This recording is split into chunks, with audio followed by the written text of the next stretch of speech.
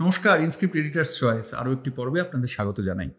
Planned precised action. মঙ্গলবার ভোর রাতে পাকিস্তান এবং পাক অধিকৃত কাশ্মীরে ভারতের অপারেশন সিঁদুরকে এভাবেই বর্ণনা করা চলে। সারা দেশের সমস্ত মিডিয়ায় এই খবর ইতোমধ্যেই ভোর রাত থেকেই সম্প্রচারিত হচ্ছে। তার মধ্যেই এসেছে একটি বিশেষ খবর। এই হামলায় মাসুদ আজাহারের পরিবারের মৃত্যু হয়েছে। ভারতীয় মিডিয়া তো খবরটি করেইছে, সেই সঙ্গে খবরটি প্রচারিত হয়েছে বিবিসির মতো আন্তর্জাতিক মিডিয়াতেও। অর্থাৎ বালাকোট প্রত্যাঘাতকে যেমন একেবারে উড়িয়ে দেওয়া গিয়েছিল, পাকিস্তান তেমন এই হামলাকে আর উড়িয়ে দিতে পারছে না। ইতোমধ্যে সামনে এসে গেছে জঙ্গি ঘাঁটিগুলি যে ধ্বংস হয়েছে তার স্ন্যাপ, সামনে এসে গেছে তার স্যাটেলাইট ইমেজ। ভারতের পররাষ্ট্র সচিব তার বিবৃতিতে বলছেন, এটা কোনো আঘাত নয়, এটা সরাসরি প্রত্যাঘাত এবং সংযত প্রত্যাঘাত। ভারত কোনো সামরিক ঘাঁটি আক্রমণ করেনি, কোনো সাধারণ মানুষের জীবন নেয়নি। নিশানা করেছে বহালপুর, মুরিদকে, শিয়ালকোট, কেটলির মতো জায়গাকে। নিশানা করেছে গুলপুর, ভিমবের চাক, আমরুতের মতো জায়গাকে। আমরা এই অনুষ্ঠান থেকে বলেছিলাম ভারত ডিসপ্রপোর্শনেট হামলা করবে, যে হামলার ধরন ধারণ আঁচ করতে পারবে না পাকিস্তান, তল পাবে না পাকিস্তান, জল মাপতে পারবে না পাকিস্তান। সরকারি সূত্র বলছে এই হামলায়, এই নিশানায় অন্তত 70 জন জঙ্গির মৃত্যু হয়েছে। পাকিস্তান বাধ্যত বলছে সংখ্যাটা 26, কিন্তু সংখ্যাটা এড়িয়ে যেতে পারছে না। আসলে নিখুঁত প্রযুক্তি, গোয়েন্দা ইনপুটে বলিয়ান ভারতীয় সেনার এবারের লক্ষ্য ছিল সন্ত্রাসের শিকড়ে আঘাত করা। আর সেই কারণেই বেছে নেওয়া হয়েছিল বহালপুরের জইশ ঘাঁটি, যে হামলায় মাসুদ আজাহারের পরিবারের 10 জন নিহত হয়েছে বলে খবর। কেন মাসুদ আজাহারকে টার্গেট করলো ভারত? সে কি এই হামলার সঙ্গে জড়িয়েছিল? কে এই মাসুদ আজাহার? কিভাবে সে দীর্ঘ 2 দশক বা তার বেশি সময় ধরে সে বা তার বাহিনী ভারতকে রক্তাক্ত করে এসেছে? চলুন আলোচনা করা যাক। 1968 সালে পাকিস্তানের পঞ্জাব প্রদেশের বহালপুরে, এই বহালপুরেই জন্ম মাসুদ আজাহারের। এটা তার পিতৃভূমি, মাতৃভূমি যাই বলুন। 11 সন্তানের মধ্যে সে তৃতীয়। আল্লাহ বখশ শব্বির তার পিতা একজন দেওবন্দি মৌলবী এবং স্কুল শিক্ষক। তরুণ বয়সে আজাহার করাচির জামিয়া বিনোরিয়া মাদ্রাসায় লেখাপড়া করতে থাকে এবং সেখানে জিহাদি মতাদর্শে তার হাতে খড়ি। 90-এর দশকে মাসুদ আজাহার হরকত উল আনসার নামে একটি সন্ত্রাসী সংগঠনের সাধারণ সম্পাদক পদে নিযুক্ত হয় এবং সৌদি আরব, গ্রেট ব্রিটেন, আরব আমিরশাহী, এই জাম্বিয়া, এই সমস্ত জায়গায় সে এই জেহাদি প্রচার শুরু করে, জেহাদি সার্কেল, জেহাদি নেটওয়ার্ক গড়ে তুলতে শুরু করে। তার কাজ ছিল একটু পিছিয়ে পড়া মুসলিম যুবকদের জেহাদে হাতে খড়ি দেওয়া, ফান্ড কালেকশন করা এবং নেটওয়ার্কটাকে বড় করা। 1994 সালে আজাহার একটি জাল পর্তুগিজ পাসপোর্ট নিয়ে ভারতবর্ষে প্রবেশ করে বাংলাদেশ হয়ে।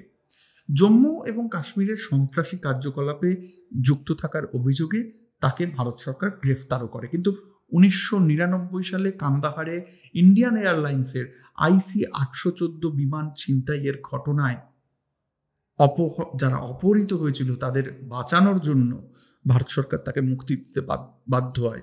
1999 সালে 24 ডিসেম্বর বিকেল 4টে নাগাদ 179 জন যাত্রী এবং কিছু 10-11 জন বিমান সেবককে নিয়ে কাঠমান্ডু থেকে নয়াদিল্লির দিকে রওনা দেয় এয়ার ইন্ডিয়ার বিমানটি। 4:30 কিছুক্ষণ পর সেই বিমান যখন ভারতীয় আকাশসীমায় ঢুকে পড়েছে, যাত্রীদের জল খাবার দেওয়া হচ্ছে, তখন কেউ কিছু বুঝতে পারেনি। 5টা নাগাদ হঠাৎ 5 যাত্রী আসন থেকে উঠে পড়ে। তাদের হাতে ছিল রিভলভার, তাদের হাতে ছিল গ্রেনেড এবং তাদের একজন সোজা ককপিটে ঢুকে পড়ে। ক্যাপ্টেনের আসন থেকে সে ঘোষণা করে বিমানটিকে অপহরণ করা হয়েছে এবং ভারত সরকারের সঙ্গে তারা একটা কথাবার্তা, একটা সংলাপ শুরু করে। ভারতের বিদেশ মন্ত্রক একদম চিহ্নিত করে দিয়েছিল 5 জঙ্গি পাকিস্তানি নাগরিক। তাদের নাম ভারত সরকার সামনে এনেছিল: ইব্রাহিম আতাহার, আখতার সঈদ, সানি আহমেদ কাজী, জহুর মিস্ত্রি এবং শাকির। এই অপহরণে প্রত্যক্ষভাবে যুক্ত ছিল আজাহারের ভাই ইব্রাহিম আথার এবং তার ভাই আব্দুল রউফ আজগর। তারা ভারত সরকারের সঙ্গে কথাবার্তা শুরু করে। আজাহারকে মুক্তি দিলে পণবন্দি যারা তাদেরকে ছাড়া হবে, এবং বাধ্যত ভারত সরকার ওই পণবন্দীদের সুরক্ষার স্বার্থে আজাহারকে মুক্তি দিতে বাধ্য হয়। আজাহার ফিরে গিয়ে জৈশ ইউনিটটা চালু করে এই বহালপুরে। আপনি যদি বহালপুরে জৈশের ইউনিটটা দেখেন, মাথা খারাপ হয়ে যাবে। এই কমপ্লেক্সের ভিতর উম্মা উল কুরা নামে একটি মসজিদ রয়েছে, মাদ্রাসা রয়েছে। আজাহারের গোটা পরিবার এই কমপ্লেক্সটাকে দেখাশোনা করে। তার ভাই, যার কথা বলছিলাম, আব্দুল রউফ আসগর, ওখান থেকে একটা প্রশিক্ষণ শিবির পরিচালনা করে, যেখানে জেহাদি ট্রেনিং দেওয়া হয়, এবং অন্যান্য আত্মীয়রা বিভিন্ন ক্যাপাসিটিতে বিভিন্ন ভূমিকায় যুক্ত। আল কায়দা, তালিবানের সঙ্গে এরা সম্পর্ক রাখে, এবং পাকিস্তানের গোয়েন্দা সংস্থা ISI এর পূর্ণ সমর্থন নিয়ে এরা কাজ করে। কারণ রাষ্ট্রীয় মদত ছাড়া এত সুশৃঙ্খলিতভাবে এত বড় জায়গা জুড়ে এরকম জঙ্গি শিবির চালানো, তহবিল সংগ্রহ করা, হামলা পরিকল্পনা করা সম্ভব নয়। ভারতের মতো এত বড় রাষ্ট্রের সঙ্গে লড়াইয়ের জন্য মেশিন গান, অ্যাসাল্ট রাইফেল বা মর্টার, গ্রেনেড, শেল বা অন্যান্য ইম্প্রোভাইজ ডিভাইস, অনেক বেশি অত্যাধুনিক ডিভাইস জোগাড় করা। তাই ভারত চাইছিল এই সন্ত্রাসের আঁতুড়ঘরকে ভেঙে দিতে, কারণ গত 2 দশক এখান থেকে বারবার পরিচালিত হয়েছে ভারত বিরোধী নাশকতা। আমার মনে পড়ছে 2001 সালের 1 অক্টোবরের কথা। জৈশের এক সন্ত্রাসী জম্মু কাশ্মীরের বিধানসভার সামনে বিস্ফোরক ভর্তি গাড়ির বিস্ফোরণ ঘটায়। সেই হামলায় 38 জন সাধারণ মানুষের মৃত্যু হয়েছিল, অন্তত 80 জন আহত হন। এটা ছিল ভারতের জৈশের প্রথম হামলা, যা প্রথম ভারতীয় নিরাপত্তা ব্যবস্থাকে সরাসরি চ্যালেঞ্জ করে। এরপর 2001 জৈশ এবং লস্কর, এদের মধ্যে নানা টাসেল রয়েছে, তবু তারা মিলিতভাবে নয়াদিল্লিতে সন্ত্রাসবাদী হামলা চালায়। এবার হামলা হয় সরাসরি সংসদ ভবনে। 5 জন সন্ত্রাসী স্বরাষ্ট্র মন্ত্রণালয়ের ট্যাগ লাগানো গাড়ি নিয়ে সংসদে সরাসরি প্রবেশ করে এবং এলোপাথারি গুলি চালাতে থাকে। এই হামলায় সেই 5 সন্ত্রাসীর তো মৃত্যু হয়ই, সেই সঙ্গে 6 জন দিল্লি পুলিশের কর্মী, 2 জন সংসদের নিরাপত্তা কর্মী এবং 1 জন সংসদের মালির মৃত্যু হয়। 2016 4 জৈশ সন্ত্রাসী পাঞ্জাবের পাঠানকোট বিমান ঘাঁটিতে ঢুকে পড়ে। তাদের হাতে ছিল কালাশনিকভ রাইফেল। তারা গ্রেনেড নিয়ে ঘাঁটিতে প্রবেশ করে এবং 7 জন নিরপরাধ ভারতীয় নিরাপত্তারক্ষীকে হত্যা করে। এই হামলার পেছনেও কিন্তু ছিল জৈশ, তারা সরাসরি দায় স্বীকার করেছিল। 2016 18 সেপ্টেম্বর জৈশের 4 সন্ত্রাসী এবার উড়িতে ভারতীয় সেনা ব্রিগেডের সদর দপ্তরে ঢুকে পড়ে। সেখানে হামলা চালায়। 3 মিনিটে 17টি গ্রেনেড তারা নিক্ষেপ করে এবং 17 জন সেনা সদস্যকে তারা হত্যা করে। এই হামলার জবাবে ভারত পাকিস্তানে সার্জিক্যাল স্ট্রাইক চালায়। 2023 সালে পাকিস্তানের শিয়ালকোটে কিছু অজ্ঞাত পরিচয় দুষ্কৃতী এক জৈশ সদস্য শহীদ লতিফকে হত্যা করে। অর্থাৎ জৈশ এবং লস্কর, এদের মধ্যে কিন্তু পাকিস্তানের ভেতর একটা টাসেলও রয়েছে। তাদের মধ্যে অভ্যন্তরীণ একটা সংঘর্ষের ইতিহাস রয়েছে এবং সেই কারণে তারা আস্তে আস্তে ক্ষয়ে যাচ্ছিল। আর সেই কারণে TRF এর মতো সংগঠন তৈরি হচ্ছিল, যারা ছায়া সংগঠন, যারা জৈশ বা লস্করের মতো সংগঠনের হয়েই কাজ করে। আপনাদের সকলের মনে আছে পুলওয়ামা ঘটনার কথা, যেখানে একটি আত্মঘাতী গাড়ি ভারতীয় সেনার CRPF এর কনভয়ের মধ্যে ঢুকে 44 জন CRPF কর্মীকে সেই গাড়ি বিস্ফোরণে নিহত হতে হয়, প্রাণ দিতে হয়। জৈশ সোশ্যাল মিডিয়ায় একটি ভিডিও প্রকাশ করে এই হামলার দায় স্বীকার করে। তাহলে দেখুন, কান্দাহার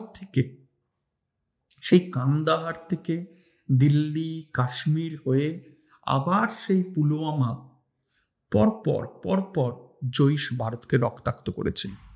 আমি তো সুযোগ নেই এখানে বলার কাঠুয়ার কথা, সাম্বার কথা, হান্দওয়ারার কথা, পুলওয়ামার পুলিশ স্টেশনে হামলার কথা। 2016 সালে নাগরোটার সেনাঘাঁটিতে 4 জন সেনা সদস্যের মৃত্যুর সেই ঘটনার কথা। অর্থাৎ পরপর ক্রোনোলজিক্যালি 2 দশকের বেশি সময় ধরে ভারতকে জৈশ আক্রান্ত করেছে। ভারতের সিকিউরিটি, অভ্যন্তরীণ নিরাপত্তা, সেনা যে ইনফ্রাস্ট্রাকচার, তাকে চ্যালেঞ্জ করেছে।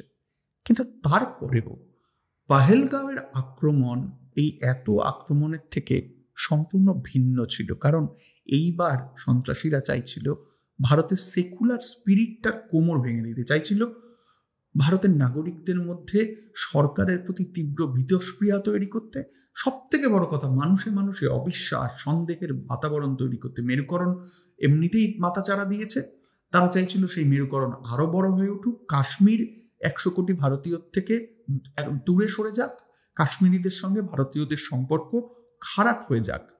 ফলে এবার ভারতীয় সেনার চ্যালেঞ্জ ছিল প্রত্যাঘাতের কৌশলটা ঠিক করা। একদিকে 26 জন নাগরিকের মৃত্যুর জবাব দিতে হবে, তার সঙ্গে সন্ত্রাসকে শিকড় থেকে উপড়ে ফেলতে হবে। সেটা কিভাবে সম্ভব? সেটা কি এলওসিতে গুলি বিনিময়ের মধ্যে দিয়ে সম্ভব? আর সেই কারণেই টার্গেট মাসুদ আজাহার, টার্গেট তার পরিবার, টার্গেট বহালপুর। আপনারা কেউ ভাববেন না যে তার পরিবার নিরীহ, নিরস্ত্র, নিরাপরাধ পাক নাগরিক। এরা একটা জঙ্গি মডিউল, একটা জঙ্গি নেটওয়ার্ক চালায়। খবর বলছে এই হামলায় মাসুদ আজাহারের দিদি, জামাইবাবু, ভাইপো সহ তার পরিবারের 10 জন মারা গিয়েছে। জৈশের 4 জন ঘনিষ্ঠ সহযোগী মারা গিয়েছে। আমরা মনে রাখবো আজাহারের এক ঘনিষ্ঠ আত্মীয় এজাজ আবিদ মাসখানেক আগে গত এপ্রিলে পেশোয়ারে অজ্ঞাত পরিচয় বন্দুকধারীর হাতে খুন হয়েছিল। আর আজাহার কি জীবিত আমরা এখনো জানি না। আমরা গদি মিডিয়ার মতো ফেক নিউজ ছড়াবো না। আমরা জানি এই অপারেশন সন্ত্রাসবাদের বিরুদ্ধে একটা বড়সড় পদক্ষেপ। যারা ভারতের নিরাপত্তা ব্যবস্থাকে বারবার বেআব্রু করেছে, চ্যালেঞ্জ করেছে, স্থিতিশীলতাকে নষ্ট করেছে, তাদের একটা জবাব। ভারত সরকার বারবার অভিযোগ করেছে যে পাকিস্তানের গোয়েন্দা সংস্থা আইএসআই জৈশকে পরিকাঠামো, অর্থ, এই সমস্ত রকম সহায়তা করে। অপারেশন সিন্দুর এই আইএসআইকেও একটা বড়সড় বার্তা এই যে কোনো মুহূর্তে আইএসআই এর ঘাঁটিটিও উড়িয়ে দিতে পারে ভারতীয় সেনা। আমরা সাধারণ ভারতীয়রা যুদ্ধ চাই না। আমরা জানি যুদ্ধ হলে বিপদে পড়ে সাধারণ মানুষ, গরিব মানুষ, জিনিসপত্রের দাম বেড়ে যায়, সীমান্তবর্তী বহু মানুষ অসহায় হয়ে পড়ে, নিরস্ত্র মানুষ, অসহায় মানুষ অনেক অনেক ক্ষতির মুখোমুখি হয়। আমরা গদি মিডিয়ার কমান্ডো কমিক্স দেখে রোজগার করতে চাই না, কিন্তু সন্ত্রাস দমন আমরা চাই। আমরা চাই মাসুদ আজাহার জীবিত অথবা মৃত ভারতের হাতে আসুক। আমরা চাই এই মাসুদ আজাহারদের যারা তৈরি করে সেই আসিম মুনিররা ভারতের হাতে আসুক। আমরা চাই জঙ্গিবাদ, মৌলবাদ নিপাত যাক। আমরা চাই জঙ্গি নেটওয়ার্ক, যে নেটওয়ার্ক ভারতকে, তার সুরক্ষাকে, তার ইন্টিগ্রিটিকে, তার আত্মাটাকে, তার স্পিরিটকে যারা ধ্বংস করতে চায়, সিস্টেমেটিকভাবে যারা ভারতের ভেতরে একটা নৈরাজ্য চালিয়ে যেতে চায়, তারা সমূলে নিপাত যাক। আর আজ ঠিক যেমনভাবে পহেলগাঁও হামলাটা ছিল একটা খুব ব্যতিক্রমী হামলা, আমি আগেই বলছিলাম এই হামলাটা আগের হামলার মতো নয়। এখানে একটা ফোকাসড মেসেজ দেওয়া ছিল, ভারতীয়দের বিচ্ছিন্ন করার একটা স্ট্র্যাটেজি ছিল। ঠিক তেমনভাবে তার জবাবও হলো অতি ব্যতিক্রমী। তার জবাব হলো সপাট, সমুচিত। তার জবাবে ভারত পাকিস্তানের জঙ্গি ঘাঁটিগুলি অর্থাৎ অসুখের যে মূল উপসর্গটা তাকেই উপড়ে ফেলা অন্তত শুরু করে দিল। থ্যাংক ইউ যারা এই অনুষ্ঠান দেখলেন, আজকের এপিসোড দেখলেন। আপনারা জানেন ইনস্ক্রিপ্ট একটি স্বাধীন সংবাদ মাধ্যম। আমাদের এই সম্প্রচার আপনাদের যদি ভালো লাগে আপনাদের মতামত জানাবেন। আমাদের যে ইউটিউব চ্যানেলটি সেটি সাবস্ক্রাইব করতে পারেন, আর আমাদের অর্থ সাহায্যও করতে পারেন। আপনারা জানেন এখন ইউটিউবে কমেন্ট বক্সে স্টিকার মেসেজের মাধ্যমে যে কোনো অঙ্কের অর্থ সাহায্য করা যায়। আপনারা যদি আমাদের সাহায্য করেন তবে আমরা এই স্বাধীন সাংবাদিকতা বাঁচিয়ে রাখতে পারবো। Thank you. আপনাদের সঙ্গে দেখা হচ্ছে পরের এপিসোডে।